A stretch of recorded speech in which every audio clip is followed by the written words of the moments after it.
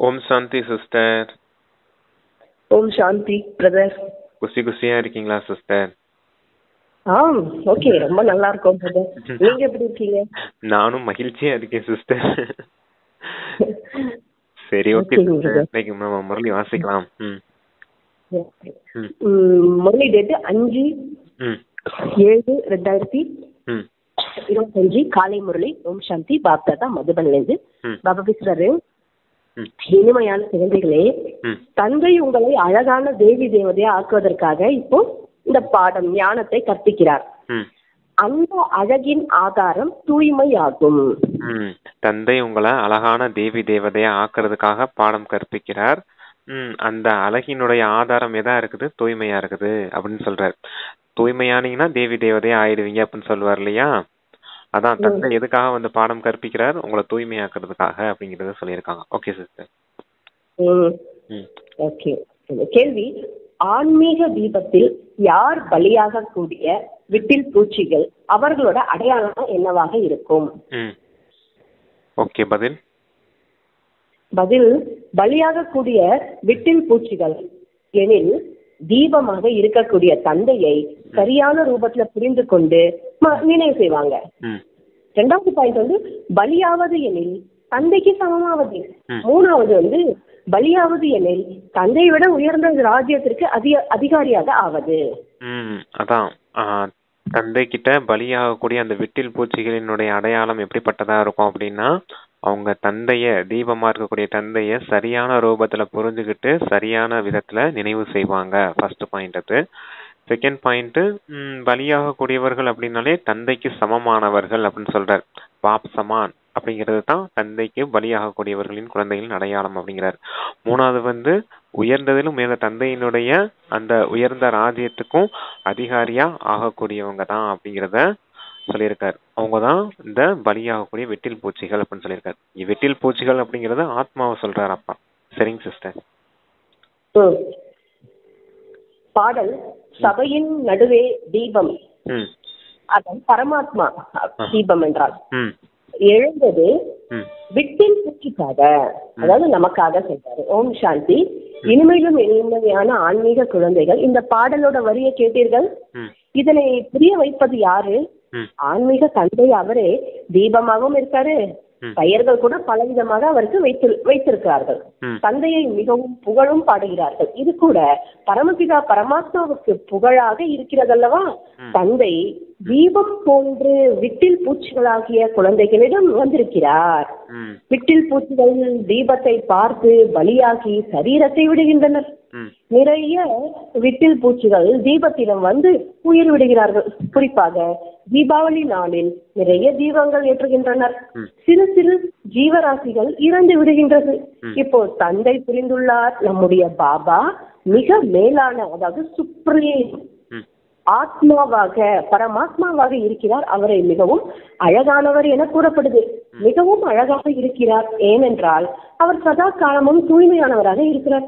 ஆத்மா சுத்தமாகி, ஆத்மா சுத்தமாகிட்டா சரீரமும் சுத்தமானதா, இயற்கையான அழகுடையதா கிடைச்சிரும். ஓகே. அதாவது சபையில் எழுந்தது ஜோதி விட்டில் பூச்சிகளுக்காக அப்படின்னு பாடல் வந்துச்சு இல்லையா? அதான் அந்த விட்டில் பூச்சிகள் யாருன்னு சொல்லிட்டு இருக்காரு. ஆத்மாக்கள் ஆகிய உங்களுக்காக தந்தை அந்த சபையில எழுந்திருக்கேன் அப்படின்னு சொல்றாரு. ஜோதி ரூபத்துல எழுந்திருக்கேன். இப்ப தந்தை கிட்ட வந்து பலியாகணும். எதற்காக பலியாகணும் அப்படின்னா, இப்ப நீங்க தந்தைக்கு சமமா தூய்மையானவர்களா மாறணும், அதற்காகத்தான் அப்படிங்கிறார். அப்ப அங்க பாருங்க, தீபாவளி நாள்ல கூட விளக்கு ஏத்துறாங்க, தீபம் ஏத்துறாங்க அப்படின்னா அங்க சிறு சிறு பூச்சிகள் வந்து பலியாயிடுது. ஒரு தீபத்துல வந்து எப்படி வெட்டில் பூச்சிகள் வந்து பலியாகி தங்களுடைய சரீரத்தையே அர்ப்பணம் பண்ணிடுதோ, அதே போல நீங்களும் இப்போ உங்களுடைய சரீர உணர்வை அர்ப்பணம் பண்ணிடுங்க தந்தைக்கு. ஆத்ம உணர்வுடையவரா ஆகுங்க அப்படிங்கிறதுக்காக பாபா அந்த பாடலை வச்சு புரிய வச்சுட்டு இருக்காங்க. ஓகே சார், சரி வாசி.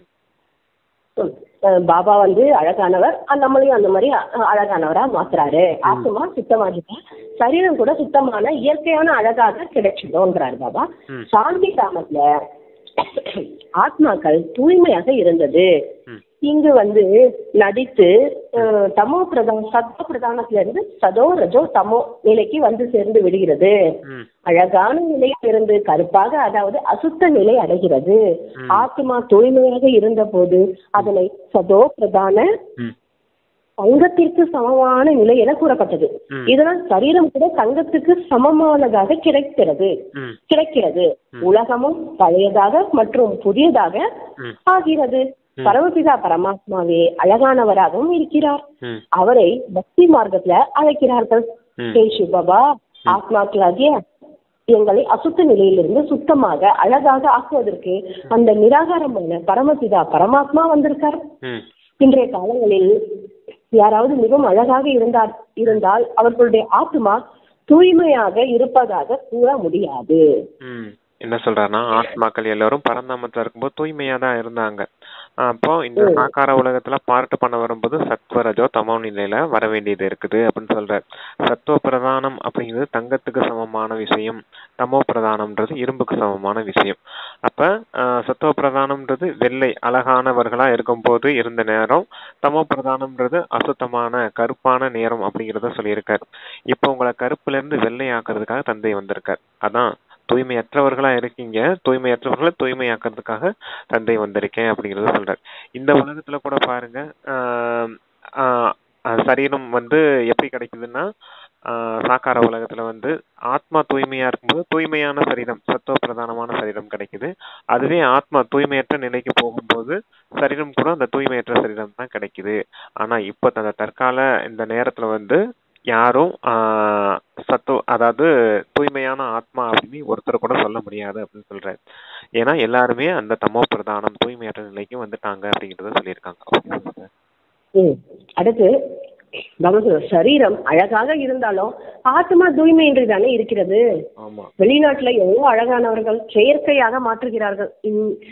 இந்த லட்சுமி நாராயணன் சத்தியுகத்துல அழகானவர்கள், மேலும் இவர்கள் நரகத்தின் அழகானவர்கள் என புரிந்துள்ளீர்கள்.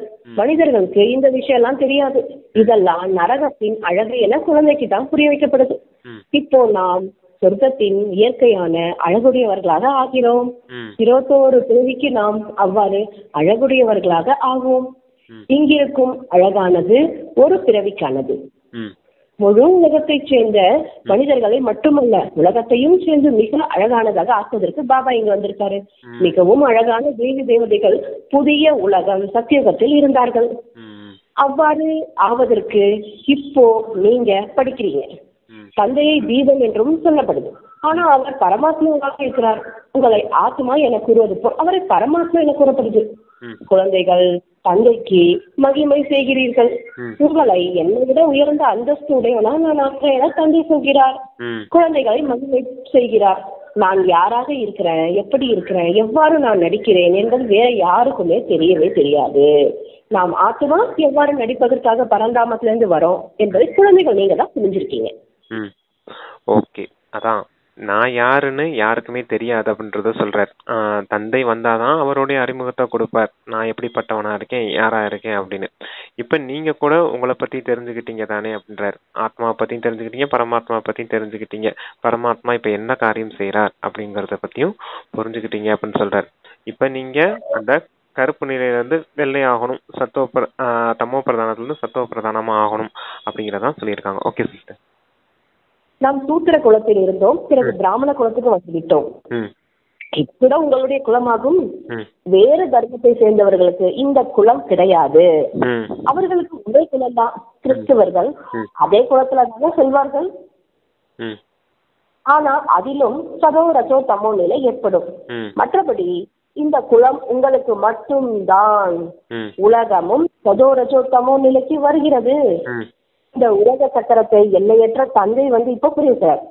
அந்த தந்தை ஞான கடலாக தூய்மை கடலாக இருக்காரு. நான் மறுபிறவியை எடுப்பதில்லை என அவரை கூறுகிறார். சிவ ஜெயந்தி கூட கொண்டாடப்பட்டாலும் அவர் எப்பொழுது வருகிறார் என மனிதர்களுக்கு தெரியாது. அவருடைய வாழ்க்கை வரலாறு யாருக்கும் தெரியாது. நான் யாரா இருக்கேன், எப்படி இருக்கேன், எனக்கு எப்படிப்பட்ட நடிப்பு இருக்கு, உலக சக்கரம் எப்படி சுத்துது என்பதை குழந்தையாக உங்களுக்கு மட்டும் ஒவ்வொரு கல்பமும் புரிய வைக்கிறேன் என தந்தை சொல்கிறார். அதான் ஒவ்வொரு கல்பமும் வந்து அதான் அந்த ஆத்மா வந்து எப்படி அந்த 84 பிறவிகளின் சக்கரத்துல வருது அப்படிங்கிறத உங்களுக்கு புரிய வைக்கிறேன், கல்பமா வந்து புரிய வைக்கிறேன் அப்படின்னு சொல்லியிருக்காரு. அதுக்கு முன்னாடி என்ன சொல்லியிருந்தாங்க அப்படின்னா, அந்த உலகத்துல கூட பாருங்க எவ்வளவு அழகானவர்களா இருக்காங்க, வெளிநாட்டுல இருக்கவங்க கூட எல்லாம் எவ்வளவு அழகானவர்களா இருக்காங்க அப்படின்னு சொல்லியிருந்தாரு. அப்ப இதெல்லாம் எது நரகத்தினுடைய அழகா இருக்குது. அப்புறம் அந்த சொர்க்கத்தின் அழகை பாருங்க. சத்தியுகத்துல அந்த லட்சுமி நாராயணன் எவ்வளவு அழகுடையவர்களா இருந்தாங்க அப்படின்னு சொன்னார் இல்லையா? அப்ப அந்த சத்திய நாராயணன் அந்த லட்சுமி நாராயணன் அவ்வளவு அழகுடையவர்களா இருந்த காரணம் என்ன அப்படின்னா, தூய்மையானவர்களா இருந்தாங்க. ஆத்மா தூய்மையா இருந்துச்சு, அதனால சரீரம் கூட தூய்மையானதா கிடைச்சது. இங்க பாருங்க, சரீரம் தூய்மையற்றதா இருக்குது, ஆத்மாவும் தூய்மையற்றதா இருக்குது. ஆத்மா தூய்மையற்ற இருக்க காரணத்தினாலதான் இப்ப சரீரம் கூட தூய்மையற்றதா இருக்குது அப்படின்னு சொல்றாரு. நீங்க தூய்மையாகுங்க, சரியா? ஆத்மா தூய்மையாச்சுன்னா சரீரம் கூட தூய்மையாகவும் கிடைக்கும் அப்படின்னு சொல்லியிருக்காங்க. Okay sister. நாம் ஏழிப்படியில் இறங்கி வந்து தமோ பிரதானமாகி விட்டோம் என நீங்கள் புரிந்திருக்கிறீங்க. 84 பிறவிகளும் நீங்க தான் எடுக்கிறீங்க. பிற்காலத்துல வருபவர்களும் சதோரஜ தமோ நிலை வந்தாக வேண்டும். நீங்க தமோ பிரதானமாகும் போது முழு உலகமும் தமோ பிரதானம் ஆகிறது. பிறகு நீங்கள் தமோ பிரதானத்திலிருந்து சதோ அவசியம் ஆகணும். அதான் நம்ம தான் ஃபர்ஸ்ட் சொல்றாரு பாபா. என்ன சொல்றாருன்னா, அந்த ஏணிப்படியின் சித்திரத்தை உதாரணமா வச்சு சொல்றாரு. அதான் பாருங்க, முதல்ல பிராமண குலம், அடுத்து தேவதா, அப்புறம் சத்திரியர், அப்புறம் வைசியர், அப்புறம் சூத்ரர். அதத்தான் அப்பா சொல்றாரு, சத்வ ரஜோ தமோ அப்படிங்கறத சொல்றாரு. சத்துவ பிரதானமா இருந்தவங்க தமோ பிரதானமா எப்படி ஏணிப்படியில இறங்கி வந்திருக்கீங்க அப்படிங்கறது அந்த ஏணிப்படி சித்திரத்தினுடைய அடையாளம். ஏணிப்படி சித்திரத்துல நம்ம தெரிஞ்சுக்கக்கூடிய விஷயம். இப்ப மீண்டும் எந்த ஆத்மாவா இருந்தாலும் தமோ பிரதானத்துல இருந்து மீண்டும் சத்துவ பிரதானமா ஆகணும் அப்படின்னு சொல்றாரு. ஏன்னா ஆத்மாக்களுடைய தன்மையே அதுதான். சார்ஜ் ஃபுல்லா இருந்துச்சுன்னா பேட்டரி டவுன் ஆகி தானே தீரணும். யூஸ் பண்ண பேட்டரி டவுன் ஆயிடுச்சுன்னா மறுபடியும் அதை சார்ஜ் பண்ணணும். இங்க சார்ஜர் பாபா, அவ்வளவுதான். நமக்கெல்லாம் சார்ஜ் கொடுத்துட்டு இருக்காரு இப்ப. சார்ஜ் கொடுக்கறாரு பாபா. Okay okay. நேச்சுரலாவே இது அப்படிதான் நாடகம் உருவாக்கப்பட்டிருக்கு. அதனால யாருக்கும் எந்த ஒரு இதுவும் இல்ல, யாரும் கவலைப்பட வேண்டாம். அது நேச்சுரலா ராமா சக்கரம் சுத்துது. சதோ இருந்தா ரஜோ, ரஜோ இருந்தா தமோ, இப்படி அது இயற்கையா வருது. இவ பாபா ஆத்மாவும் இயற்கையா ஆகுங்கன்றாரு. ஆனா அது மட்டும் அவ்வளவு சீக்கிரமா நமக்கு வரல பாருங்க. நினைவு செய்யுங்க, தமோல இருந்து சத்துவம் பிரதானமா ஆயிடுவீங்க, தமோ பிரதானத்துல சத்துவ பிரதானமா ஆயிடுவீங்க அப்படின்னு நமக்கு ஒரு முயற்சியை கொடுக்கறாரு. ஏன்னா நமக்கு சொர்க்கத்தின் ஆஸ்தியை அடைய போறது அந்த 33 கோடி தேவாத்மாக்கள் தான். சொர்க்கத்துக்கு போறீங்கன்னா கொஞ்சமா அந்த முயற்சி செய்யணும் இல்லையா? அதுக்காகத்தான் அப்ப அந்த நினைவு செய்யுங்க, அந்த நினைவின் உழைப்பு மட்டும் உங்களுக்கு இருக்குது அப்படின்னு சொல்லுவாரு. தேக உணர்வுக்கு நம்ம ஒண்ணுமே கஷ்டமாப்பட்டோம். இந்த மாதிரி பாபா வரல அது வந்துச்சு. நினைக்கிறதுக்கு கொஞ்சம் கஷ்டம். ஏன்னா 2500 வருஷம் இது பாபாவுக்கு 100 வருஷம் தான் நம்ம கொடுத்து எல்லாத்தையும் சொல்லி தராரு. ஆமா, இது ரொம்ப பாபா நினைவுலயே எப்பயுமே இருந்துகிட்டே இருந்ததுதான் நல்லது பிரதர். நினைவுலயே இருந்தாதான் நல்லது. ஏன்னா 100 வருஷம் தான் நமக்கு. 2500 வருஷம் பாவத்தை அழிக்கணும் நம்ம. பாருங்களேன், 2500 வருஷம் எங்க, 100 வருஷம் எங்கல்ல. ஆமா, அதான் அதுக்கு நீங்க சொன்னீங்களா பேட்டரி சார்ஜ், பவர்ஃபுல் பேட்டரி, சீக்கிரமா சார்ஜ் ஆகிடுவாரு. ஆமா, நம்மதான் நினைக்க மாட்டேன்றோம், நினைக்கணும்ன்றாரு. எல்லா வாணியும் அதேதான் சொல்லுவாரு, நினைங்க நினைங்க. அதே சொல்றா, உலகம் சமோ பிரதானம் ஆயிடுச்சு, நீங்க சமோ பிரதானத்துல இருந்து சதோ பிரதானம் அவசியம் ஆகணும். இந்த கால சக்கரம் சுழல்கிறது. இப்போ கலியுகமா இருக்கு, இதன் பிறகு சத்தியுகம் வரும். கலியுகத்தோட ஆயுள் முடியுது, மீண்டும் குழந்தைக்கு ராஜயுகம் கட்டுத்தருவது நான் வரேன். சாதாரணமான உடல்ல தான் கல்பத்துக்கு முன்பு போல பிரவேசம் செய்யறேன் என தந்தை இப்போது சொல்கிறார். இன்றைய காலத்தில் பலவிதமான யோகம் இருக்கு. ஃபாரிஸ்டர் யோகம், இன்ஜினியரிங் யோகம், வக்கீலாக ஆவதற்கு கல்வி கற்க வக்கீலோடு புத்தியோடு சம்பந்தத்தை ஈடுபடுத்தணும். கல்வி கற்று தருவோரும் நினைவு செய்கிறார்கள். அவர்களுக்கு தந்தை வேறு ஒருவராக இருப்பார்கள். குரு இருந்தால் அவரையும் நினைவு செய்வாங்க. ஆனா கற்றுத்தரும் கலைஞர்களோடு புத்தியோட தொடர்பு இருக்கவே செய்யும். ஆத்மாதான் படிக்குது, ஆத்மாதான் சரித்திர நீதிபதியா ஆகுது, வக்கீலா ஆகுது. இப்போ குழந்தைங்க நீங்க ஆத்மா அபிமானியாவை என்ன செய்ய சமஸ்காரத்தை தனக்குள்ள கொண்டு வருகிறீர்கள். அரை கல்பதேக அபிமானம் இருந்தீங்க, இப்போ ஆத்மா அபிமானி ஆகுங்க என தந்தை கூறுகிறார். அதாவது வக்கீல் போன்றவங்க, இன்ஜினியரிங் போன்றவங்க எல்லாம் படிக்கிறாங்க அப்படின்னா அவங்களுக்கு கற்றுக் கொடுக்குற அந்த ஆசிரியர் மீது கவனம் போகும் தானே, அந்த புத்தியின் யோகம் ஈடுபடும் தானே. அதான் இங்க பலவிதமான யோகம் இருக்குது. பாரிஸ்டர் யோகம், இன்ஜினியரிங் யோகம் அப்படின்னு சொல்றது அங்க கற்றுக் கொடுக்கக்கூடியவங்களும் நினைவு செய்வாங்க. அதே போலதான் அதே போலதான் அங்க சரீரத்தின் விஷயத்தமா நினைவு செய்துட்டு வந்துட்டோம். ஆனா இங்க பாருங்க, ஆத்மாவாக நீங்க உணர்ந்து பரமாத்மா தந்தை நினைவு செய்ய போறீங்க. உங்களுக்கு பாடம் கற்பிக்கக்கூடியவரும் ஆன்மீக பாடம் கற்பிக்கக்கூடியவரும் இந்த பரமாத்மா ஆசிரியர் தானே. அப்ப அந்த ஆசிரியரை நினைவு செய்யுங்க அப்படின்னு சொல்றாரு. அங்க கூட பாருங்க, தந்தை வேற ஒருத்தவங்களா இருப்பாங்க, ஆசிரியர் வேற ஒருத்தவங்களா இருப்பாங்க, குரு வேற ஒருத்தவங்களா இருப்பாங்க. ஆனா இங்க பாருங்க, தந்தை, ஆசிரியர், குரு மூணுமே ஒரே ஒரு ஆளா இருக்காரு அப்படிங்கறத சொல்றாரு. அப்ப இவரை நினைவு செய்யறது ரொம்ப ஈஸி தானே அப்படிங்கிறதுக்காக அதை சொல்றாரு. ஈஸி தான் பிரதர், ஈஸி தான். ஐயோ ரொம்ப ரொம்ப ஈஸி பாபா. அது குல்சார் அப்படி சொல்லுவாங்க, ஏதோ ஒரு பாயிண்ட் அடிக்கடி சொல்லுவாங்கன்னு சொல்லியிருந்தாங்க ஒரு சிஸ்டர். எப்படி இருக்கிறதுன்னு சொல்லுங்க எனக்கு, நம்ம எப்படி நினைக்கிறதுன்னு கேக்குறோம். ஆமா, இல்ல அவங்க மறக்கிறது தான் கஷ்டம். பாபாவை நினைக்கிறது, நினைவு தொடர்ச்சியா இருந்துகிட்டே இருக்கும். பாபாவை நினைக்கிறது ஈஸி, ஆனா மறக்கிறது தான் கஷ்டம் அப்படின்னு சொல்லுவாங்க. ஆனா நம்ம அப்படியே மாத்தி சொல்லிக்கிட்டு இருக்கோம், நினைக்கிறது தான் கஷ்டம் அப்படி சொல்லக்கூடாது. கரெக்ட், சொல்லக்கூடாது. இது எனக்கு இப்போ பாபா என்ன டச் பண்றது தோணுதுன்னா, இப்போ நம்ம ஆசிரியர் தனி, அப்பா தனி, அம்மா தனி, அப்புறம் வேற யாரு ஃப்ரெண்ட்ஸ் தனி, தனித்தனியா இருக்கிறோம். அப்படியே அவங்க பார்க்கும்போது பேசிக்கிட்டு இருக்கோம். நம்ம வேலை செய்யும் போது இப்போ நம்ம ஆசிரியரை நினைச்சிட்டு இருக்கோமா, டீச்சரை அந்த மாதிரி நினைக்கல. அவங்க கிட்ட போகும்போது பேசுறோம், செய்யறோம். அப்பா கிட்ட போகும்போது பேசுறோம், அம்மாட்ட போகும்போது பேசுறோம். அதே மாதிரி பாபா கிட்ட நம்ம அந்த மாதிரி சம்பந்தத்தை வச்சுக்கிட்டா நமக்கு போர் அடிக்காது இல்ல. பாபா நம்ம ஒரு சபைக்கும் போது கூட அம்மாவா இருந்து பேசிக்கிட்டே செய்வோம், அந்த மாதிரி. அப்புறம் அப்பாவா இருந்து அந்த மாதிரி பிரதர் எப்படியாவது நினைவு பண்ணணும், அவ்வளவுதான். அதுக்கு ஒரு அதுக்கு கேட்கிறேன். அதான் யுக்தியை உருவாக்கிக்கோங்க நீங்க அப்படின்னு சொல்றாரு. அதான் சர்வ சம்பந்தமும் தந்தையோட தான் இருக்கணும் அப்படிங்கிறதுக்காக சொல்றாரு. சர்வ சம்பந்தங்களும் இருக்கணும். கரெக்ட். நம்ம இப்ப பக்கத்துல இருந்தாதான் பேசுறோம். இப்ப வராங்க வீட்டுல யாரும் வராங்க, பையன் இருக்கான், அவங்க ஏதாவது கேக்குறான், நம்ம பேசுறோம். அப்பதான் நம்ம பேசுறோம். சதா ஒன்னும் நினைச்சிட்டு இல்ல பையன், பேசும்போது பேசுறோம். அவனுக்கு சாப்பாடு கொடுக்கணும்னு நினைக்கிறோம். அதே மாதிரி பாபாவும் நினைக்கிறதுக்கு நீங்க முயற்சி பண்ணணும். ஆமா, அதுதான். ஆனா குழந்தைய நினைக்கும் போது கூட ஆத்மா ரூபத்துலதான் நினைக்கணும் அப்படின்னு பாபா சொல்லுவார். தேக ரீதியா நினைக்காதீங்க, அவனும் ஒரு ஆத்மா தான் அப்படிங்கறது போல நினைச்சு அவனுக்கான கடமையை செய்யுங்க அப்படின்னு சொல்லுவார். அந்த ஆத்மாவான உணர்வு இருந்தா பரமாத்மா கூட இருக்க வாய்ப்பு இருக்கு இல்லைங்களா? ஆமா. ஓகே, தனியா பரமாத்மாவை நம்ம ஆத்மா நினைக்கும் போதே நமக்கு அந்த நினைவு வந்துரும். அது ஒரு டிப்ஸா எடுத்துக்கலாங்களா, பாபாவை மறக்காம இருக்கு? ஆமா, சரி சரி. ஏதாவது ஒண்ணு பண்ணணும் பிரதர், பாபா நினைக்க மறக்கவே கூடாது. வேலையில போகும்போதுதான் மறந்துடுறோம், மற்றபடி மறக்கிறது இல்ல. நம்ம வேலைக்குள்ள நுழையும் போது பாத்தீங்கன்னா அந்த டைம் எங்க பாபா கட் ஆகுறாருன்னு தெரியல, வேலைக்குள்ள போயிடுறோம் பிரதர் நம்ம. அதுதான் அத பாபா சொல்றாரு, படிப்பின் சமஸ்காரம் ஆத்மாவிலதான் இருக்கு. பாபா எழுதுனாரு, ஆத்மாபிமானி ஆகுங்க என தந்தை சொன்னாரு. படிப்போட சமஸ்காரம் ஆத்மாலதான் இருக்கு. மனித ஆத்மா நீதிபதி ஆகுது. இப்ப நான் உலகத்துக்கு எஜமானரா தேவதை ஆகுறோம், அதை நினைச்சு பாருங்கன்றாரு. நமக்கு இங்க பரமாத்மா சொல்லி கொடுக்குறாரு. இந்த விஷயத்த யார் சொல்லி தரது? பரமாத்மா படிப்பிக்கிறார். அவர் ஞான கடல், அமைதி கடல், அனைத்து பொக்கிஷங்களும் கடலா இருக்காரு. கடலிடம் இருந்து ரத்தினங்களோட பொக்கிஷம் வெளிப்பட்டதாக காட்டப்படுது. இதெல்லாம் பக்தி மார்க்கத்தோட விஷயம். தந்தையிடம் ஆலோசனை கேட்டு காரியங்கள் செய்ய வேண்டும்.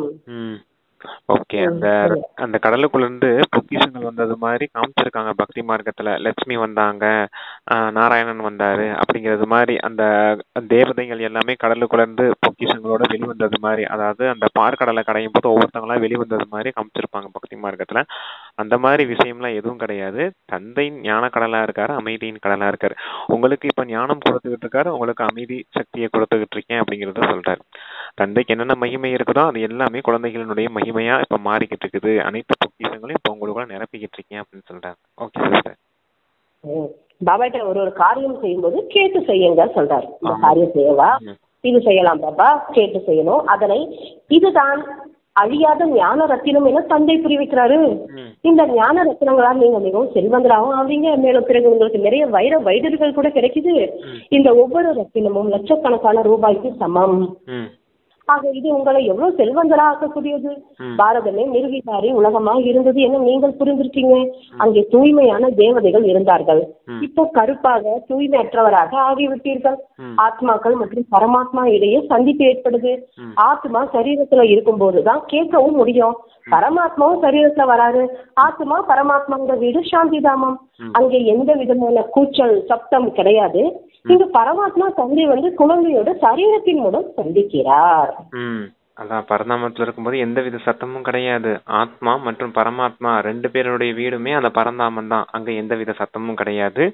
இங்கதான் தந்தை உங்களுக்கு பிரம்மாவுடைய உடலை எடுத்து ஆதாரமா எடுத்து இங்க உங்களுக்கு தான் பாடம் சொல்லி கொடுக்க முடியும் அப்படிங்கறத சொல்றார்.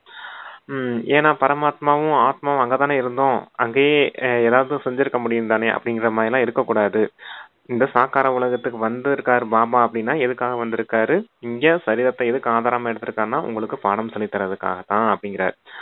என்ன புரிய வைக்கிறார் அப்படின்னா, மூலவதனம்ன்றது ஒரு அமைதியான உலகம். இந்த உலகத்துலதான் சத்தங்கள் இருக்கும். அதைத்தான் அதை சைலண்ட் வேர்ல்டுன்னு சொல்லுவார், இதை டாக்கி வேர்ல்டு அப்படின்னு சொல்லுவார். சரிங்க சிஸ்டர். அந்த வீட்டில் ஓய்வாக இருப்பார்கள். அதாவது பாபா என்ன சொன்னார்னா, தந்தை குழந்தைகளோட இந்த சரீரத்தின் மூலம் தான் சந்திக்கிறாரு. அந்த வீடு இந்த வீடு இப்படி இருக்கு, பாபா சந்திக்கிறாரு அந்த ஒரு உடல்ல எடுத்து. நம்மளோட வீடு இன்னொரு வீடு மேல இருக்கு, சாந்தி தாமம். அங்க ஓய்வா இருக்கீங்க. இப்ப குழந்தைகள் நீங்க புருஷோத்தம சங்கமத்துல இருக்கிறீங்க, பரமாத்மாவோட இருக்கிறீங்க. மற்றவர்கள் கலியுகத்தில் இருக்கிறார்கள். பக்தி மார்க்கத்தில் நிறைய செலவு செய்கிறார்கள். நிறைய சித்திரங்களை உருவாக்கி பெரிய பெரிய கோவில்கள் எல்லாம் உருவாக்குறாங்க. கிருஷ்ணருடைய சித்திரம் வீட்டில் இருந்தாலும் மலிவாக சித்திரம் கிடைத்தாலும் ஏன் வெகு தூரத்தில் இருக்கும் கோயிலுக்கு செல்கின்றனர்? இதெல்லாம் பக்தி மார்க்கம். சத்தியுகத்தில் இந்த கோவில் ஏதுமே இருக்காது. அங்கே அனைவரும் பூஜிக்க தகுந்தவராக இருப்பார்கள். கலியுகத்துல அனைவரும் பூஜாரியா. இப்போ நீங்க சங்கமயுகத்துல பூஜிக்க தகுந்த தேவதை ஆகிறீங்க. இப்போ நீங்க பிராமணராகி விட்டீங்க. இந்த நேரத்திற்கான உங்களுடைய கடைசி கால முயற்சி செய்யப்படுவதற்காக சரீரம் மிகவும் மதிப்பு வாய்ந்தது. இதன் மூலம் நீங்கள் நிறைய வருமானம் செய்றீங்க. எல்லையற்ற தந்தையோடு சேர்ந்து நீங்க பானங்கள் மற்றும் உணவு அருந்தவும் செய்கிறீர்கள். இப்ப இந்த சரீரம் உங்களுடைய மிகவும் மதிப்பு வாய்ந்த சரீரமாகும் அப்படின்னு சொல்றாரு. இந்த சரீரத்தின் மூலமா தான் இப்ப நீங்க பலவிதமான வருமானங்கள் சேமிச்சுட்டு இருக்கீங்க அப்படின்னு சொல்றாரு. ஏன்னா நமக்கு பிராமண பிறவில அந்த சரீரம் இருந்தா தானே நம்மளால ஞானம் முரளி படிக்கவும் முடியும், ஞானத்தை புரிஞ்சுக்கவும் முடியும், யோகா செய்யவும் முடியும். சரீரம் இல்லாம இந்த ஞான யோகம் படிப்பு இருக்க முடியாது. அதனாலதான் இந்த சரீரம் கூட மிகவும் மதிப்பு வாய்ந்தது அப்படின்னு சொல்லியிருக்காரு. அப்புறம் அதுக்கு முன்னாடி அங்க கிருஷ்ணருடைய சித்திரம் கூட கடைகள்ல எளிமையான விஷயமா கிடைக்கக்கூடியதானே. இருந்தாலும் தூரத்துல இருக்கக்கூடிய கோயிலுக்கு போய் ஏன் இறைவனை அதாவது கிருஷ்ணரை சந்திக்கணும்னு நினைக்கிறாங்க? இது எல்லாமே பக்தி மார்க்கத்தின் விஷயமா இருக்குது அப்படின்னு சொல்றாரு. சத்தியுகத்துல இந்த மாதிரி பக்தி எல்லாம் எதுவும் இருக்காது. அங்க இருக்கக்கூடியவங்களே முழுமையா பூஜைக்கு தகுந்தவர்களா இருப்பாங்க. இங்க எல்லாரும் பூஜாரிகளா இருக்காங்க. அதனாலதான் பக்தியில போய்கிட்டு இருக்காங்க அப்படின்னு சொல்றாரு. Okay sister.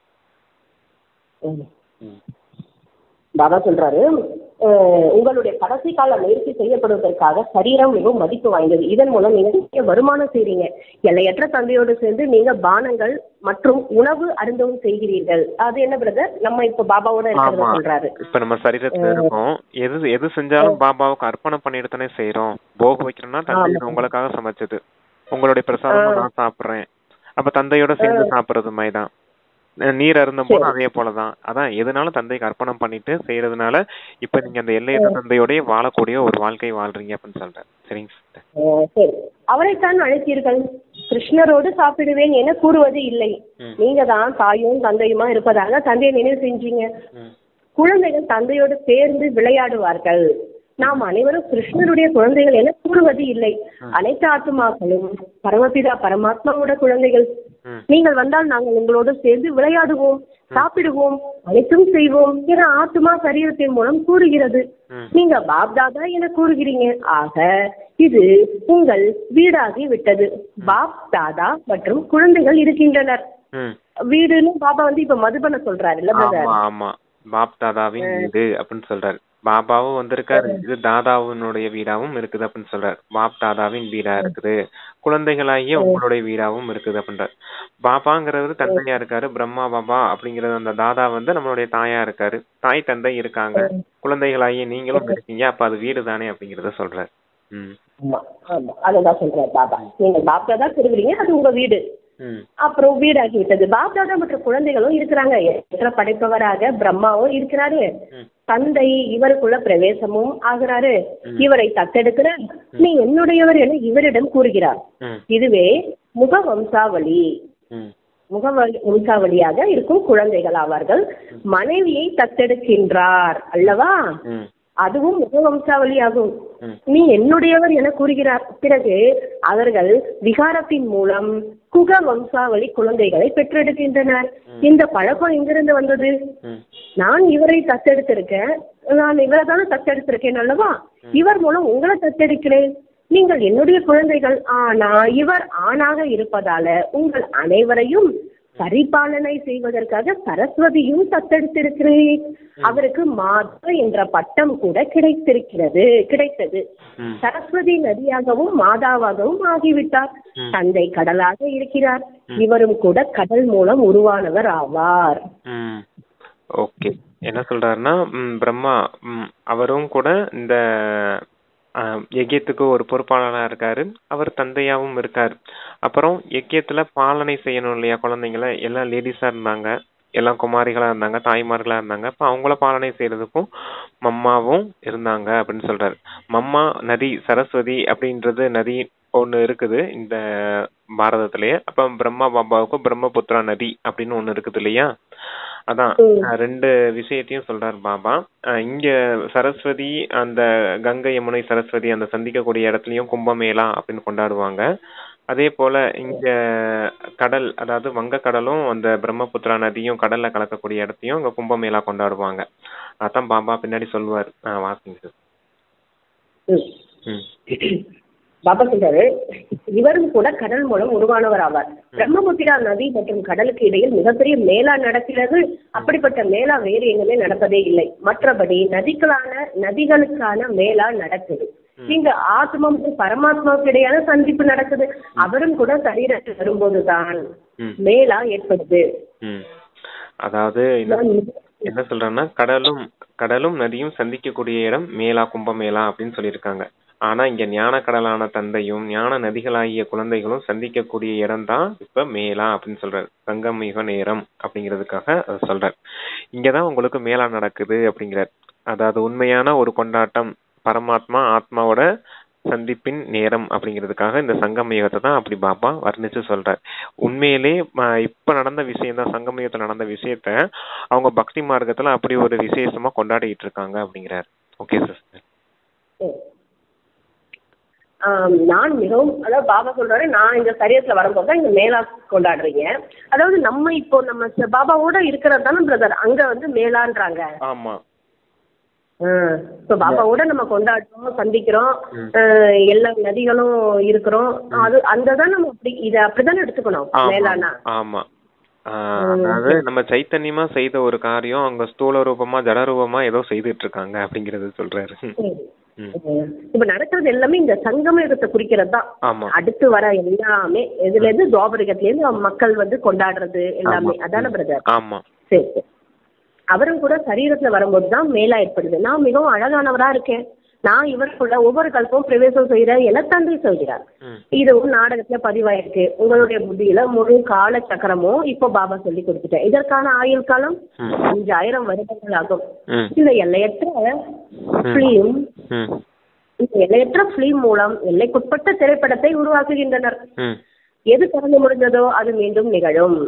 நிகழ்காலம் பிறகு எதிர்காலம் நடக்கும். பிறகு அது கடந்த காலமாகும். கடந்த காலமாக எவ்வளவு காலமாகிறது? புதிய உலகம் வந்து பிறகு எவ்வளவு காலமாகி விட்டது? 5000 ஆண்டு. இப்போ நீங்க சேதர்ஷன சக்கரதாரியா இருக்கிறீங்க. நான் முதலில் பிராமணரா இருந்தோம், தேவதையாய் ஆனோம் என இப்போ நீங்கள் புரிந்து கொள்கிறீர்கள். குழந்தைகள் உங்களுக்கு இப்போ தந்தை மூலமா சாந்தி தாமம் மற்றும் சுகதாமத்திற்கான பிராப்தி கிடைக்குது. 3 தர்மத்தினை ஒரே நேரத்துல தந்தை உருவாக்குறாரு. மற்ற அனைத்தையும் விநாசம் செய்ய வைக்கிறாரு. உங்களை வீட்டுக்கு திரும்பவும் அழைத்து செல்ல சத்குரு தந்தை கிடைச்சிருக்காரு. சரீரத்தை முடித்து விடுங்கள், எங்களை சத்கதிக்கு அழைத்து செல்ல வாருங்கள் என அழைக்கிறார்கள். அப்படிப்பட்ட யுக்தியை பாபா இப்ப சொல்லுங்கள். அதாவது நாங்க சரீரத்தை விட்டு சாந்திதாமம் செல்லணும் என அனைவரும் அதாவது எல்லாருமே சொல்றாங்கன்றார் பாபா.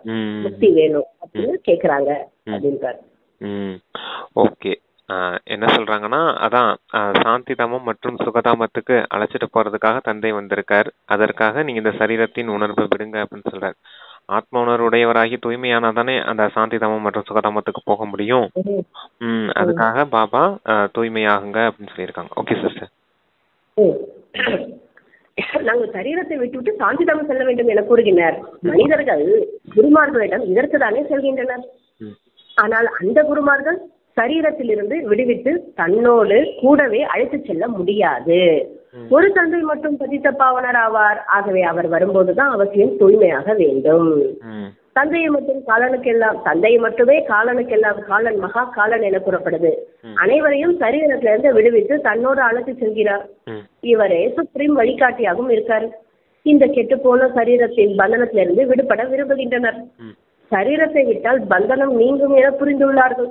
இப்ப உங்களை இந்த அசுர பந்தனத்திலிருந்து விடுவித்து சுகமான தெய்வீக சம்பந்தத்துக்கு அழைத்து செல்கிறேன் என தந்தை சொல்கிறார். நாம் சாந்திதாமம் வழியாக சுகதாமம் செல்வோம் என நீங்கள் இப்போது புரிந்துள்ளீர்கள். பிறகு துக்கதாமத்துக்கு எப்படி வருகிறோம் என்பதையும் இப்ப நீங்கள் புரிந்துள்ளீர்கள். உங்களை கருப்பான நிலையிலிருந்து அழகான நிலை அடைய வைப்பதற்கு பாபா வந்திருக்கார். நான் உங்களுடைய கீழ்ப்படிந்த உண்மையான தந்தையா இருக்கேன் என தந்தை சொல்கிறார். தந்தை என்பவர் எப்பொழுதும் கீழ்ப்படிந்தவராக இருப்பார்கள். நீங்க சாந்திதாமம் வழியா சுகதாமம் போறீங்க, அப்புறம் மீண்டும் எப்படி துக்கதாமம் வந்தீங்க அப்படிங்கிறத எல்லா ரகசியமும் தெரிஞ்சிருக்கீங்க அப்படின்னு சொல்றாரு. சாந்திதாமம், சுகதாமம், துக்கதாமம். இப்ப நீங்க தூய்மையாகிறதுனால சாந்திதாமம் போறீங்க, தூய்மையானது அந்த பலனை அனுபவிக்கிறதுக்காக சுகதாமம் போறீங்க, சுகதாமம் போனதுனால பிறப்பிறப்பு சக்கரத்துல வர்றதுனால கொஞ்சம் கொஞ்சமா கலைகள் குறைஞ்சு துக்கதாமத்துக்குள்ளயும் வந்துட்டீங்க அப்படின்னு சொல்லியிருக்காங்க.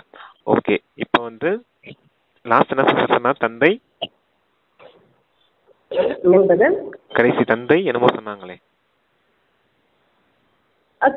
கீழ்ப்படிந்த உண்மையான தந்தையா இருக்கேன். கீழ்ப்படிந்த உண்மையான தந்தையா இருக்கேன். ஆமா, உங்களுக்கு கீழ்ப்படிந்த சேவகனா இருக்கேன் அப்படின்னு சொல்லுவார் இல்லையா, அதுதான் சொல்றாரு. குழந்தைகளுக்கு தந்தை வந்து ஒரு சேவகன் தானே. குழந்தைகளுக்கு வந்து எதுவும் பெருசா எதுவும் தெரியாது. அந்த குழந்தைகளை நல்லா பாலனை செய்யறதுக்கு லௌகீகத்துல கூட தந்தை தேவையில்லையா இல்லையா. அதே போலதான் இப்ப ஆத்மா குழந்தைகளாகிய உங்களுக்கு இந்த பரமாத்மா தந்தை இப்ப கீழ்ப்படிந்த தந்தையா இருக்கேன் அப்படின்னு சொல்றாரு. Okay sister. ஓகேங்க. சேவை நிறைய செய்வார்கள், நிறைய செலவு செய்து படிக்க வைத்து பிறகு அனைத்து செல்வம் சொத்து குழந்தைக்கு தான் கொடுத்து விட்டு அவர்கள் சதா சாது சன்னியாசியிடம் சேர்ந்து விடுவார்கள். தன்னை விட குழந்தைகளை உயர்வா ஆக்குறாங்க. நான் உங்களை இரட்டை எஜமானராகவும் ஆக்குறேன் என தந்தையும் சொல்றாரு. நீங்க உலகத்திற்கும் பிரம்மாண்டத்திற்கும் எஜமானரா அறிங்க. உங்களுக்கு இரட்டை பூஜை கூட நடக்குது. ஆத்மா ரூபத்திலும் தேவதா ரூபத்திலும் பூஜை நடக்கிறது. எனக்கு சிவலிங்க ரூபத்தில் மட்டுமே பூஜை நடக்குது. ஆமா, நமக்கு வந்து 2 ரூபத்துல பூஜை நடக்குது. ஒன்னு சாலிகிராம் ரூபத்துல ஆத்ம ரூபத்துல பூஜை நடக்குது, இன்னொன்னு தேவி தேவதா ரூபத்திலயும் நமக்கு பூஜை நடக்குது. ஆனா பாபா சிவ பாபாக்கு பாருங்க வெறும் லிங்க ரூபத்துல மட்டும்தானே பூஜை நடக்குது அப்படின்னு சொல்லியிருக்காங்க. Okay sister. பாபா எவ்வளவு 2 விதம் நம்மள அப்படியே போதை ஏத்துறாரு. டபுள் பூஜைக்கு தகுதியுடையவர்கள், டபுள் மாலிக் அப்படின்னு சொல்லுவாரு. இரட்டை, அதாவது பரந்தாமத்துக்கும் நீங்க எஜமானர்கள், இந்த சாக்கார உலகத்துக்கும் நீங்க எஜமானர்கள் அப்படின்லாம் சொல்லுவாரு. அதான் இன்னைக்கு டபுள் பூஜைக்கு தகுதியுடையவர்கள் அப்படின்னு சொல்லி இருக்காரு. நான் ஒன்றும் ராஜாவாகலாம் ஆவதில்லை என்றார் பாபா.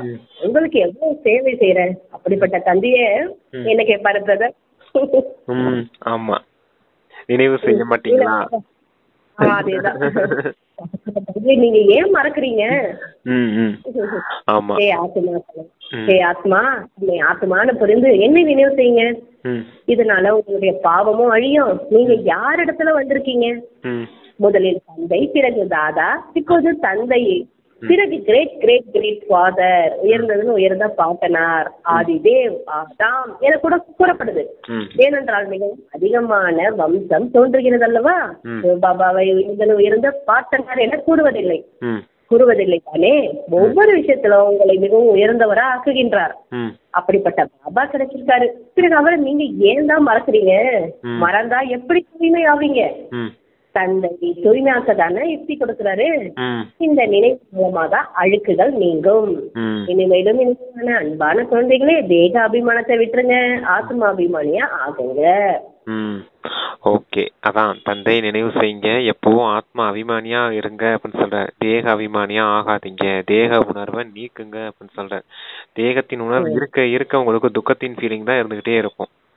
எப்ப ஆத்ம உணர்வுடையவர் ஆகுறீங்களோ அப்ப ஆத்மா அந்த அந்த உண்மையான அந்த சுகத்தின் அனுபவத்தை செய்ய ஆரம்பிக்கும் அப்படின்னு சொன்னாங்க. Okay sister. ஆக்சுவலா ஆத்ம அபிமானியா இருந்து நீங்க வேலை காரியம் செஞ்சு பாருங்களேன். அப்புறம் ஃபாஸ்டா நடக்குது தெரியுங்களா பிரதர்? நம்ம மெதுவா தான் செய்வோம். மம்மாவோட அந்த இதுல அப்படிதான் சொல்லுவாங்களாம், மெதுவா தான் செய்வாங்களாம். ஆனா ஃபர்ஸ்ட் அவங்க தான் செய்வாங்களாம். பார்க்க மெதுவா இருக்குமா, அது வந்து ஆத்மா அபிமானி ஸ்திதி. அது வந்து நம்ம அப்பப்போ ஒரு 1/2 hour ஒரு 5 நிமிஷம் ட்ரில் பண்ணிக்கிட்டே இருக்கணும். நம்மள பயிற்சி நம்ம அப்படியே மறக்க கூடாது. ஒரு 1/2 மணி நேரம் வேலை பாக்குறோமா, ஒரு 5 நிமிஷம் திரும்ப ஆத்மா செய்யறேன் அப்படின்ற பயிற்சியை பண்ணிட்டு திரும்ப போய் வேலையை பார்க்கணும். சொல்றோமே தவிர அதை பிராக்டிஸ் கொண்டு வரணும். அதுதான். அதுல செஞ்சீங்கன்னா ஒரு 4 மணி நேரம் வேலை ஒரு 2 மணி நேரத்துல முடியாதா பிரதர்? ஆமா. எதுக்கு அவ்வளவு கஷ்டப்பட்டு 4 மணி நேரம் 5 மணி நேரம் செஞ்சுக்கிட்டே இருக்கணும்? என்ன சொல்றீங்க? சீக்கிரமா செஞ்சுட்டு வந்துடும்ல கர்மத்தை. அதுதான் ஆத்ம உணர்வு தேவைன்றாரு. ஆத்மா அபிமானியாக வேண்டும், தூய்மையாக வேண்டும். காமம் மகா எதிரி. இந்த ஒரு பிறவி மட்டும் எனக்காக தூய்மையாகுங்க என தந்தை சொல்கிறார். எந்த ஒரு கெட்ட காரியமும் செய்யாதீர்கள், எனக்கு மரியாதை செலுத்துங்கள் என லௌகிக தந்தை கூட கூறுவார் அல்லவா? பரலோகிக தந்தையும் கூறுகிறார், நான் தூய்மையாக்க வந்திருக்கேன், எனவே முகத்தை கருப்பாக ஆக்கிக் கொண்டு விடாதீர்கள், இல்லை என்றால் மரியாதையை இழப்பீர்கள். அனைத்து பிராமணர்கள் மற்றும் தந்தையின் மரியாதைகளையும் இழந்து விடுவீர்கள். பாபா நாங்க கீழே விழுந்து விட்டோம், முகத்தை கருப்பாக்கி விட்டோம் என எழுதுகிறார்கள். நான் உங்களை அழகாக்க தானே வந்திருக்கேன், நீங்க முகத்தை ஏன் கருப்பாக்குறீங்க என பாபா கேட்கிறார். நீங்க சதா அழகான நிலை அடைய முயற்சி செய்ய வேண்டும். நல்லது. ஆமா. காம விகாரம் மகா சத்ரு அப்படின்னு சொல்றார். உங்களை தூய்மையற்றவர்களா மாத்தினதே இந்த காம விகாரம் தான் அப்படின்றத சொல்றார். அப்ப இந்த விகாரத்துல இருந்து நீங்க விலகி இருக்கணும் அப்படிங்கறத சொல்லியிருக்காரு. ஏன் அப்படின்னா அதான் உங்களை கருப்பாக்குனதே இந்த விகாரம் தான் அப்படின்னு சொல்றாரு. இப்ப இந்த ஒரு பிறவிக்கு தான் தந்தை உங்களை தூய்மையா இருக்க சொல்றேன். இந்த ஒரு பிறவி நீங்க தூய்மையாகிறது காரணத்தினாலதான் 21 பிறவிக்கான அந்த சொர்க்கத்தின் ஆசை உங்களுக்கு கிடைக்குது அப்படின்னு சொல்லியிருக்காங்க. அப்ப தூய்மைங்கிறதே எதை வச்சு இருக்குது? நம்ம அந்த பிரம்மச்சரியத்தை கடைபிடிச்சு வாழும் போதுதான் இருக்குது அப்படிங்கறத சொல்லியிருக்காங்க. Okay sister. ஓகே. தாராள பாபா என்ன சொல்றாருன்னா, முதல் பாயிண்ட், இந்த கடைசி கால முயற்சி செய்ய பயன்படும் அதாவது இந்த கடைசி காலத்துல முயற்சி செய்ய பயன்படும் இந்த சரீரம் மிகவும் மதிப்பு வாய்ந்தது. இப்பொழுது நிறைய வருமானம் செய்ய வேண்டும், எல்லையற்ற தந்தையோடு சேர்ந்து சாப்பிட வேண்டும், அருந்த வேண்டும், அனைத்து சம்பந்தங்களையும் அனுபவம் செய்ய வேண்டும். இந்த சரீரம் உங்களுக்கு ரொம்ப முக்கியமானது இந்த சமயத்துல. ஏன்னா அந்த சரீரத்தை பயன்படுத்தி தான் நீங்க இந்த அளவற்ற பொக்கிஷங்களை இப்ப அளவற்ற வருமானம் செய்துட்டு இருக்கீங்க. இப்ப இந்த எல்லையற்ற தந்தை கிட்ட இருந்து நீங்க சர்வ சம்பந்தங்களும் உங்களோட இணைச்சுக்கணும். அவரோட தான் சாப்பிடுவேன், அவரோட தான் அருந்துவேன் அப்படின்னு இருக்கணும். ஒரு தந்தையோட இருக்கக்கூடிய பழக்கத்தை ஏற்படுத்திக்கோங்க அப்படின்னு சொல்லியிருக்காங்க. Okay sister. தந்தைக்கும் மற்றும் இந்த பிராமண குடும்பத்துக்கும் இழுக்கு ஏற்படுவது போன்று எந்த ஒரு காரியத்தையும் செய்யக்கூடாது. ஆத்மா அபிமானியாக முற்றிலும் தூய்மையாக வேண்டும். நினைவின் மூலம் பழைய கணக்கு வழக்க பாவங்களா நீக்க வேண்டும். அதான் நீங்க நினைவின் மூலமா பழைய பாவ கணக்கெல்லாம் நீக்கணும், நல்ல வருமானத்தையும் சம்பாதிக்கணும். அந்த ஃபர்ஸ்ட் என்ன சிஸ்டர் சொன்னாங்க? செகண்ட் பாயிண்ட் ஃபர்ஸ்ட் லைன் என்ன சிஸ்டர் சொன்னாங்க? இது இழுக்கு ஏற்படுற மாதிரி எந்த காரியமும் செய்யாதீங்க அபிமானியா. ஆமா, இலக்கு ஏற்படுற மாதிரி, அதாவது குலத்துக்கு இலக்கு ஏற்படுற மாதிரி டிஸ்சர்வீஸ் எதுவும் செய்திடாதீங்க அப்படின்னு சொல்றாரு. விகாரங்களுக்கு வசமாகி எந்த ஒரு தவறான காரியமும் செய்யாதீங்க அப்படின்னு. Okay sister. ஆத்மா அபிமானியா இருந்து முற்றிலும் தூய்மையாகணும் அப்படின்றாரு. அடுத்து வந்து இது வரதானம், அதாவது நினைவின் மூலம் பழைய அழுக்குகளை பாவங்களை கூட நீக்கணும்ன்றாரு. ஆமா. வரதானம் வந்து கேட்பதின் சொரூபம், அதாவது கேட்பதின் கூடவே சொரூபமாகி மனதில் மனோரஞ்சன் மூலம், கேட்பதன் கூடவே சொரூபமும் ஆகி மனதின் மனோரஞ்சன் மூலம் சதா சக்திசாலி ஆத்மா ஆகுக. தினமும் மனதில் சுபத்திற்காக மற்றும் பிறருக்காக ஊக்கம் உற்சாகம் நிறைந்த சங்கல்பத்தினை கொண்டு வாங்க. சுயம் தானும் அந்த சங்கல்பத்துல சொரூபம் ஆகுங்க மற்றும் பிறருடைய சேவையிலும் ஈடுபடுத்துங்க. அப்போது தன்னுடைய வாழ்க்கை சதா காலத்துக்கு உற்சாகமானதாக ஆகிடும் மற்றும் பிறருக்கு கூட உற்சாகம் கொடுக்கக்கூடியவர்களாக ஆகிவிடுவீர்கள்.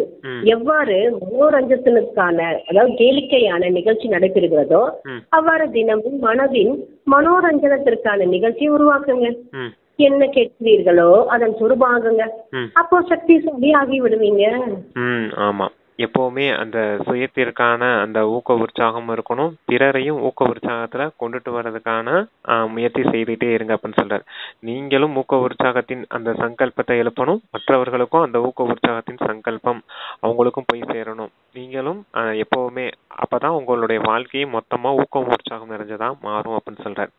எப்படி ஒரு கேளிக்கைக்காக ஒரு மனோரஞ்சனைக்காக ஒரு நிகழ்ச்சியெல்லாம் செய்யறாங்க, ஷோலாம் நடத்துறாங்க, என்டர்டைன்மெண்ட்லாம் எவ்வளவு நடத்துறாங்க, அதே போல உங்களுடைய சுயத்திற்காக அந்த மன மகிழ்ச்சிக்கான அந்த விஷயத்தையும் தினந்தோறும் ஒரு பிளான் பண்ணுங்க, அதுக்கான ஒரு நிகழ்ச்சியும் நடத்துங்க அப்படின்னு சொல்ற. நமக்குள்ளேயே நாம பேசிக்கிட்டு ஞான சிந்தனை செய்துக்கிட்டு யோகா செய்துட்டு பாபாவோட பேசிக்கிட்டு இருக்கிறது தான் அந்த மனோரஞ்சனை அப்படிங்கிறத பாபா சொல்றார். இதற்கான ஒரு நிகழ்ச்சி உங்களுக்குள்ளேயே நடத்துங்க அப்படின்னு சொல்றார். நீங்களும் ஊக்க உற்சாகமா இருங்க, மற்றவர்களையும் ஊக்க உற்சாகத்துல கொண்டுட்டு வாங்க. என்ன கேட்குறீங்களோ அதை சொரூபமா ஆக்குங்க அப்படின்னு சொல்றாரு. காதால ஞானம் கேட்டுட்டு அப்படியே போகக்கூடாது, அந்த ஞானத்தின் சொரூபமா ஆகணும். அப்ப அதை நல்ல ஞான சிந்தனை செய்து அதை நம்ம நடைமுறை வாழ்க்கையில கொண்டுட்டு வரும்போது தான் அதனுடைய சொரூபமாகும். அப்பதான் நீங்க சக்திசாலி ஆத்மா ஆவீங்க அப்படின்னு சொல்லியிருக்காங்க. Okay sister. ஸ்லோகன் பிறரை மாற்றுவதற்கு முன்பாக தன்னை மாற்றுங்க, இதுவே புத்திசாலித்தனம் ஆகும். பிறரை மாற்றுறதுக்கு முன்னாடி முதல்ல உங்களை நீங்க மாத்திக்கோங்க, அதுதான் உண்மையிலேயே புத்திசாலித்தனம் அப்படின்னு சொல்றாரு. அதாவது நீங்க சுயராஜ்ய அதிகாரிங்க தான், பிறராஜ்ய அதிகாரிங்க கிடையாது. உங்களுடைய கர்மேந்திரியங்களும் உங்களுடைய மனம் புத்தி சம்ஸ்காரத்தை தான் நீங்க அதிகாரம் பண்ணணுமே தவிர மற்றவர்களை அதிகாரம் பண்ண முடியாது. மற்றவர்களை அதிகாரம் பண்றதுக்குலாம் உங்களுக்கு அனுமதி கொடுக்கல. உங்களுடைய கர்மேந்திரியங்களையும் உங்களுடைய மனம் புத்தி சம்ஸ்காரத்தையும் தான் அதிகாரம் பண்றதுக்கு பாபா இது கொடுத்துருக்காரு. அப்ப சுய மாற்றத்தின் மூலமா தான் நீங்க உங்களை மாத்திக்கோங்க, சுய மாற்றம் செய்யுங்க. அப்போ உலகம் ஆட்டோமேட்டிக்கா மாறும். நீங்க மாறி மற்றவர்களை மாத்துங்க, சரியா? அவங்க மாறினா நான் மாறுவேன் அப்படி மாத்தி சொல்லாதீங்க அப்படின்னு சொல்றாரு. அதுதான் உண்மையிலே புத்திசாலித்தனம் அப்படிங்கிறார். Okay sister. அவ்யக்த சமிக்கை எண்ணங்களின் சக்தியை சேமிப்பு செய்து சிறந்த சேவைக்கு கருவியாகுங்கள். எண்ணங்களோட சக்தியை சேமிப்பு செய்யுங்க, சேவைக்கு கருவியாகுங்க. அனைத்தையும் விட தீவிர வேக சேவைக்கான சாதனம் சுப மற்றும் சிரேஷ்ட சங்கல்பம் சக்தி ஆகும். எவ்வாறு பிரம்மா பாபா சிரேஷ்ட சங்கல்பத்தின் விதி மூலமா சேவையோட வளர்ச்சியில சதா சகயோகியா இருக்காரு. விதி தீவிரமா இருக்கு என்றால் வளர்ச்சியும் தீவிரமா இருக்கும். அதே போன்று குழந்தைகளாகிய நீங்களும் சிரேஷ்டமான சுப சங்கல்பங்களில் சம்பன்னம். அதான் உங்களுடைய அந்த சிரேஷ்டமான சங்கல்பத்தின் அந்த சிரேஷ்டமான சங்கல்பத்தில் சம்பன்னம் ஆகுங்க அப்படின்னு சொல்லியிருக்காங்க. தீவிர வேகத்துல உங்களுடைய சேவை அதிகரிக்கணும் அப்படின்னா அதுக்கு நீங்க செய்ய வேண்டியது உங்களுடைய அந்த சுபமான சங்கல்பம் நீங்களும் செய்யுங்க, மற்றவர்களுக்கும் அந்த உயர்ந்த சங்கல்பத்தின் அதிர்வலைகளை பரப்புங்க அப்படின்னு சொல்றாரு. அப்ப சேவையின் வேகம் அதிகரிக்கும். பிரம்மா பாபா கூட என்ன காரியம் செய்தார்? தன்னுடைய சிரேஷ்ட சங்கல்பத்தின் மூலமா சேவையின் வளர்ச்சிக்கு இப்ப சகயோகியா இருக்காரு இல்லையா அப்படின்னு சொல்றாரு. சாக்காரத்துல இருக்கும்போதும் பிரம்மா பாபா சேவையின் வளர்ச்சியை பத்தி சிந்திச்சுட்டு அதுக்கான முயற்சி செய்துட்டு இருந்தாரு, சகயோகியா இருந்தாரு. இப்பவும் கூட சூட்சுமவதனத்துல இருந்து சேவையின் வளர்ச்சிக்காக சகயோகம் கொடுத்துட்டு தானே இருக்காரு. அதே போல பிரம்மா பாபாவை ஃபாலோ பண்ணி நடங்க. உங்களுடைய அந்த சங்கல்பத்தின் அந்த சிரேஷ்ட சங்கல்பத்தின் அந்த ஸ்டாக்கை சேமிச்சு வைங்க அப்படின்னு சொல்றாரு. Okay sister. அந்த சிரேஷ்ட சங்கல்பத்தின் மூலமா தான் சேவையின் வளர்ச்சி அதிகரிக்கும் அப்படின்னு இருக்காங்க. சேவையோட வளர்ச்சி அதிகரிக்கிறதுக்கு முக்கிய காரணமா சொல்றது சிரேஷ்ட எண்ணம். ஆமா, கரெக்ட்டுங்க. ஆமா, மனம் அதான் மனசுல அந்த எண்ணம் தூய்மையான எண்ணமா இருக்கணும். பிரம்மா பாபா எப்படி இருந்தாரோ அதே மாதிரி. ஆமா, வாணியில சொல்லியிருந்தாருல இந்த தூய்மை பத்தி. அதாவது என்ன பிரதர், காமம்ன்றது அந்த பிரம்மச்சரியம்ன்றது தூய்மையான எண்ணத்துல இருந்து ஆரம்பிக்குது.